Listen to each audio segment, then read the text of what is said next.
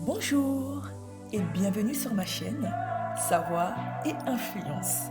Alors comme son nom l'indique, il est important de savoir d'où l'on vient pour savoir où l'on va, n'est-ce pas?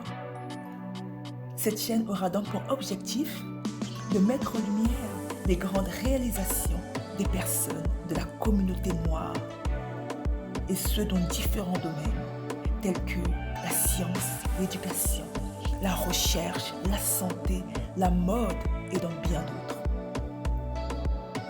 Nous aborderons également l'entrepreneuriat et les opportunités d'affaires à saisir pour se faire énormément d'argent, notamment à travers le digital, le e-commerce et dans d'autres secteurs d'activité. Aussi, cette chaîne aura pour but de motiver et de mettre en avant l'importance d'investir en soi à travers le développement personnel. Nous allons découvrir notamment des messages, des histoires inspirantes et positives, ainsi que des conseils sur l'attitude à adopter pour être épanoui et heureux. Alors restez à l'affût et soyez inspirés. Dans cette vidéo, nous irons à la rencontre d'un autre homme fort de l'Afrique. C'est un homme politique, Premier ministre malien, un orateur très à l'aise dans ses prises de parole et ses vérités crues qui dérangent. Je vous présente Abdoulaye Maïga, celui qui dit « Stop » au mimétisme occidental. Je vous raconte son histoire, c'est parti. Le lieutenant-colonel Abdoulaye Maïga, né le 12 mai 1981, est un officier militaire malien. Il a été nommé Premier ministre par intérim du Mali le 21 août 2022. Abdoulaye Maïga est lieutenant-colonel dans la gendarmerie nationale malienne, qui est une force militaire ayant des fonctions de maintien de l'ordre auprès de la population civile et qui fait partie des forces armées maliennes. Il a également étudié la diplomatie et le droit international à Alger. Aussi, il a étudié les politiques de défense et de sécurité internationale à Paris et est titulaire d'un doctorat en sécurité internationale et défense de l'université Jean Moulin, Lyon 3 de l'école doctorale de droit. Il a également étudié les droits de l'homme et le droit humanitaire, droit dans l'actuelle université Paris, Saclay à Évry. Il détient aussi à son arc un doctorat en droit des affaires où il a rédigé une thèse sur, je cite, la crédibilité de la CEDEAO pour assurer la paix et la sécurité. Le lieutenant-colonel Abdoulaye Maïga a travaillé au sein de la direction de l'alerte précoce sur la prévention du terrorisme dans la communauté économique des États de l'Afrique de l'Ouest, la CEDEAO.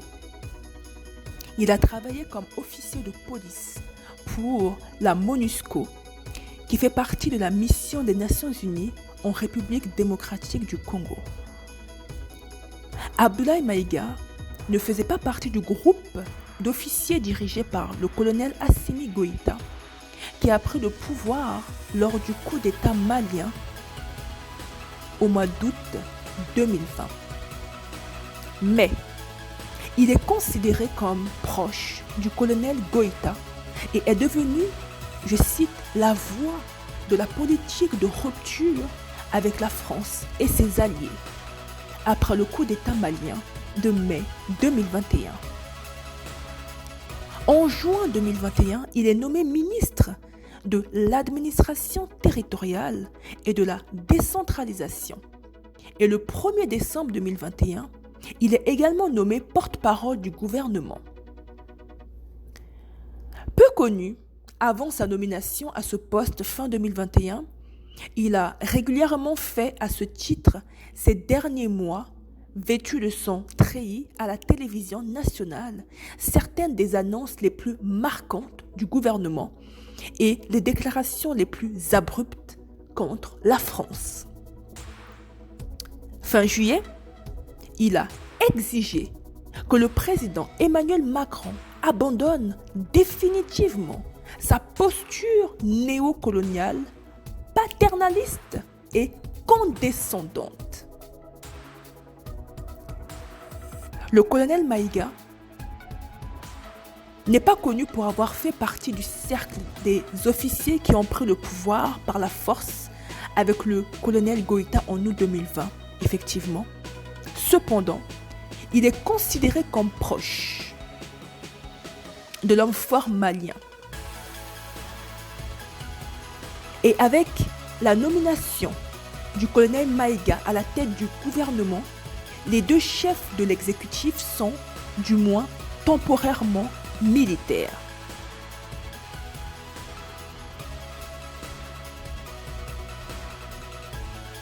En revanche, les colonels s'étaient résignés sous la pression internationale après le putsch de 2020 à confier les deux postes à des civils tout en gardant le contrôle des décisions. Choguel Kokala Maïga, un vétéran de la politique malienne, a été choisi pour être chef du gouvernement après le deuxième putsch de mai 2021.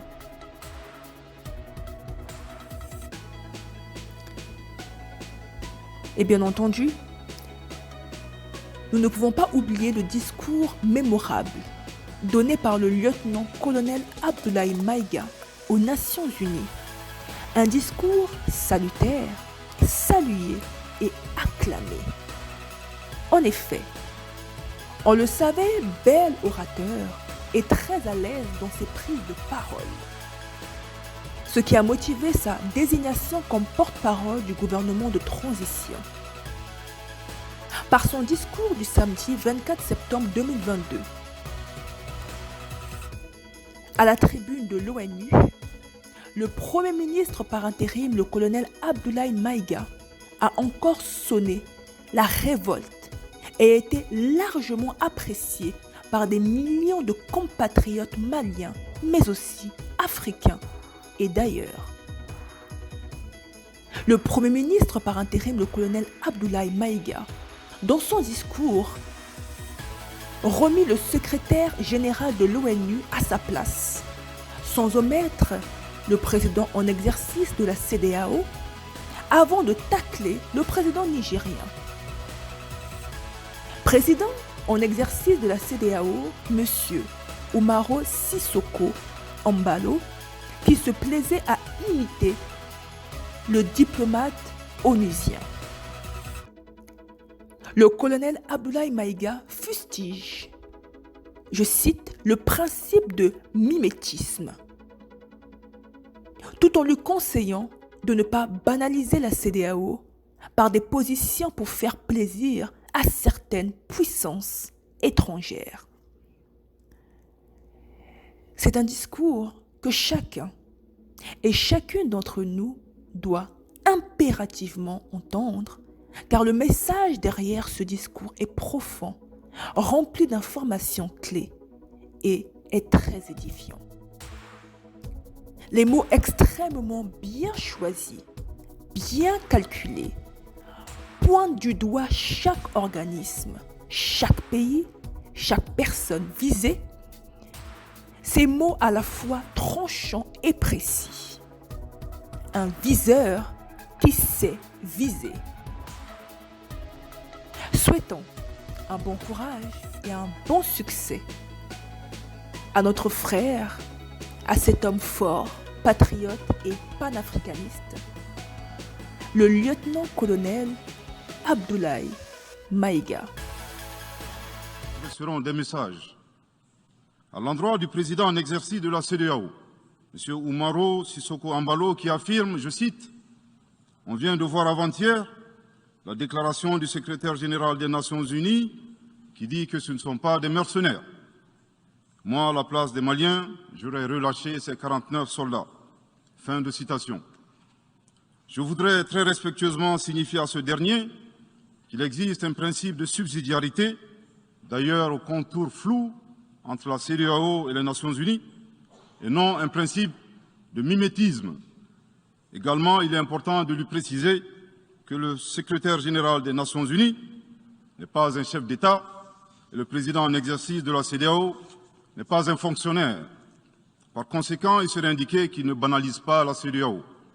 Enfin, il est utile de rappeler au président en exercice de la CEDEAO qu'au Mali, les autorités n'interfèrent pas dans les dossiers judiciaires et respectent l'indépendance de la justice. Donc, nous n'avons pas vocation à interpeller ou relâcher. Ceci relève de la fonction judiciaire. Aussi, M. Oumaro Sissoko Embalo doit être conscient du fait qu'il est le dépositaire d'un lourd héritage et de plusieurs sacrifices qui ont fait la renommée de cette organisation.